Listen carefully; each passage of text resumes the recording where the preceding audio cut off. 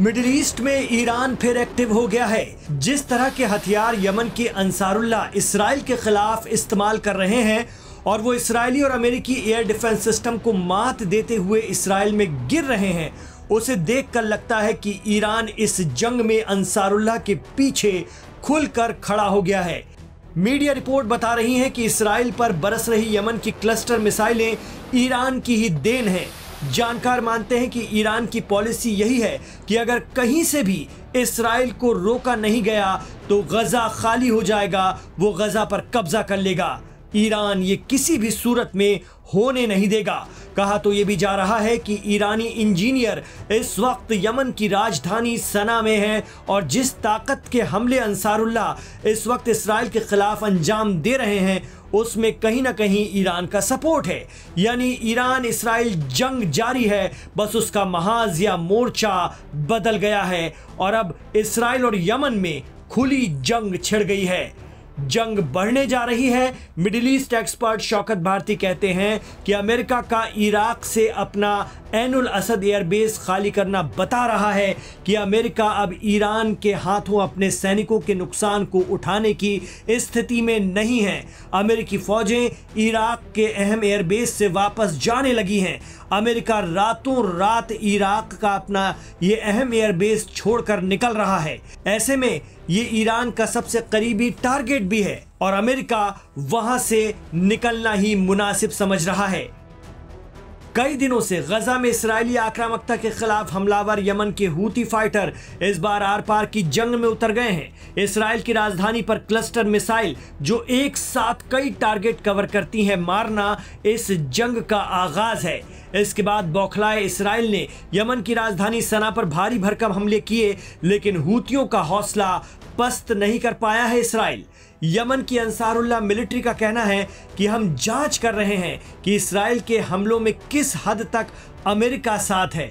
अगर इन हमलों में अमेरिका की शमूलियत पाई जाती है तो हूती फाइटर अमेरिका के साथ रेड सी पर जारी सीज फायर तोड़ देंगे। इन हालात में ये जंग और बढ़ना तय है। जिस तरह से इसराइल ने सना में प्रेसिडेंट हाउस पर अटैक किया और अंसारुल्लाह लीडर्स की टारगेट किलिंग की फिराक में है, उससे ये दिखने लगा है कि गजा खाली करने में जो भी आड़े आएगा वो उस पर आक्रामक हो जाएगा। खबर है कि ईरान के सुप्रीम लीडर इमाम खामनेई ने एक बार फिर मुस्लिम अरब मुल्कों को कहा है कि वो इसराइल के लिए अपनी सप्लाई लाइन बंद कर दें, लेकिन अरब मुल्कों की सऊदी में अलग ही बैठकें चल रही हैं।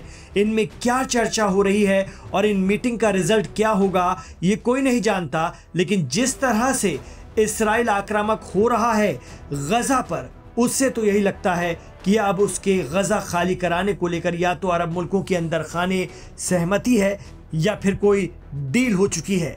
लेकिन यमन के अंसारुल्लाह और ईरान ऐसा कतई नहीं होने देंगे।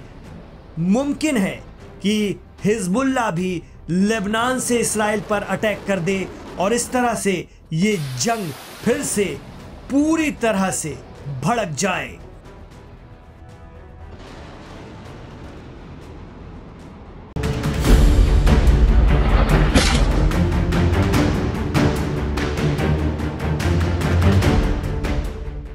नमस्कार, आप देख रहे हैं लाइव हिंदुस्तान। यमन के हूती लड़ाके पिछले 22 महीने से लगातार इजराइल पर मिसाइल और ड्रोन से हमले कर रहे हैं और साथ ही लाल सागर में इजराइल के जहाजों को निशाना बना रहे हैं।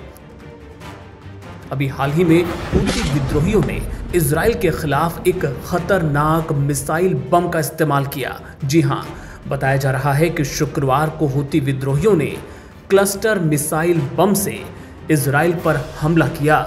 इस हमले से इजराइल इस कदर बौखलाया कि उसने यमन की राजधानी सना में हूती विद्रोहियों के कई ठिकानों को निशाना बनाते हुए ताबड़तोड़ हमले किए हैं। इस हमले में बताया जा रहा है कि यमन में काफी नुकसान हुआ है। हूती विद्रोहियों के अल मसीरा टीवी चैनल के मुताबिक इजरायली हमलों में राजधानी सना के कई हिस्सों को निशाना बनाया गया। इसमें एक गैस स्टेशन और तेल कंपनी के अलावा एक पावर प्लांट भी शामिल है। तेल कंपनी पर हुए हमले में जानकारी के मुताबिक 2 लोगों की जान गई है जबकि 5 लोग जख्मी हुए हैं। ये जो वीडियो इस वक्त आप देख रहे हैं ये सोशल मीडिया पर वायरल है, जिसमें एक जोरदार धमाका होता है और आग का गोला ऊपर उठता हुआ नजर आता है। इजरायली सेना ने भी इस हमले की तस्दीक की है। उसने बताया कि सेना ने असार और हिजाज पावर प्लांट पर हमला किया है। इजराइल की सेना का कहना है कि ये जो बिजली घर है ये हूती लड़ाकों की सैन्य गतिविधियों को बिजली सप्लाई कर रहा था। इसके अलावा सेना ने उस इलाके को भी निशाना बनाया है जहां पर राष्ट्रपति भवन स्थित है।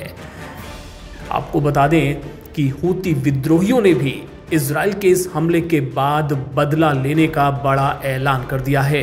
Houthi media deputy head Nasruddin Amir ने सोशल मीडिया पर लिखा है कि हमारे सैन्य अभियान गाजा का समर्थन करते रहेंगे जब तक इजराइल की आक्रामकता खत्म नहीं हो जाती और नाकाबंदी नहीं हटती।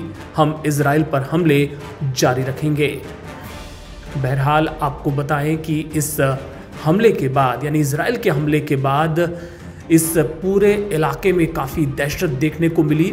बताया जा रहा है कि ये हमले इतने ज़ोरदार थे कि कई घरों की नींव हिल गई, खिड़कियां टूट गई, दीवारें हिल गई और लोग इस हमले के बाद काफ़ी दहशत में नज़र आए। आपको बता दें कि यमन के हूती लड़ाकों ने जिस क्लस्टर बम मिसाइल का इस्तेमाल किया था इजराइल के खिलाफ, ऐसा बताया जाता है कि जब इजराइल और ईरान का युद्ध चल रहा था उस वक्त ईरान की तरफ से भी इजराइल पर क्लस्टर मिसाइल बम दागे गए थे और उससे इजराइल को खासा नुकसान हुआ था। यही बम मिसाइल जब हूती लड़ाकों ने इजराइल पर दागी तो इजराइल ने इस तरीके से पलटवार किया है। इससे जुड़े तमाम अपडेट्स आगे भी आपको दिखाएंगे। आप जुड़े रहिए लाइव हिंदुस्तान के साथ।